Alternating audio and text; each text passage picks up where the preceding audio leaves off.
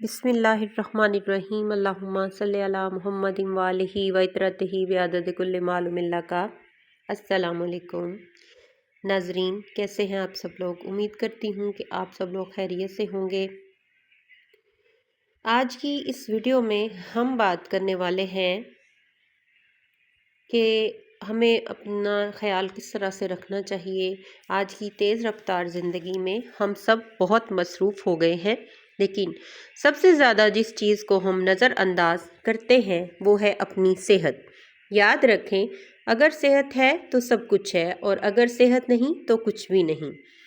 آج کی اس ویڈیو میں ہم بات کریں گے روزمرہ کی صحت اور خوراک کے بارے میں، جسم کے لیے ضروری ورزشیں کون سی ہیں، اور قدرتی محفوظ ہومیوپیتھک علاج اپنا کس طرح سے کیا جا سکتا ہے جس سے ہماری قوت مدافعت بڑھے اور ہم بیماریوں سے بچے رہیں، جو آپ کو اندر سے مضبوط، تندرست اور خوش رکھے گی۔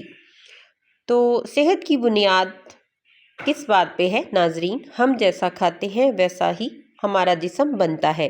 متوازن غذا کیا ہے؟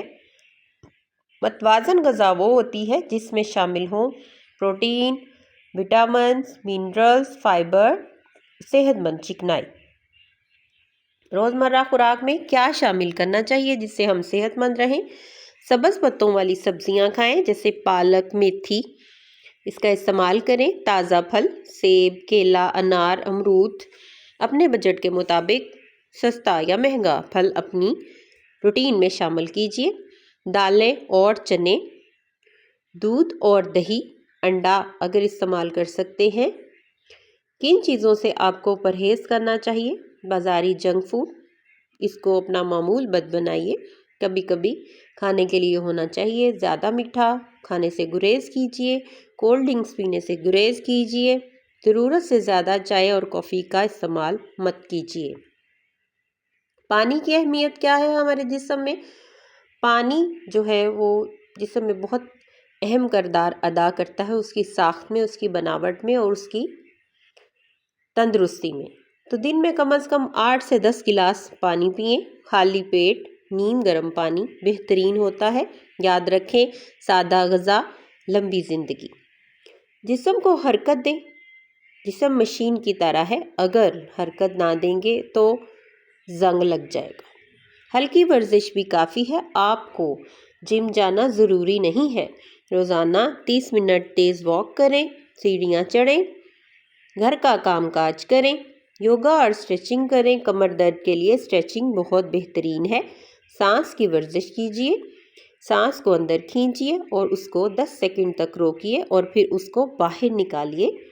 گہری سانس لینا اس کو کہا جاتا ہے، اور یہ جسم کے خلیوں کے لیے بہترین ہے۔ ورزش کا صحیح وقت صبح کا وقت ہوتا ہے، لیکن شام کو بھی کر سکتے ہیں۔ جو لوگ ورزش کو وقت نہیں دیتے وہ بیماری کو وقت دیتے ہیں۔ ہومیوپیتھک سپورٹ کے بارے میں بات کریں گے، جو کہ ایک قدرتی تحفظ ہے۔ یہ سست طریقہ علاج ہے جو جسم کی اندرونی طاقت کو بڑھاتا ہے۔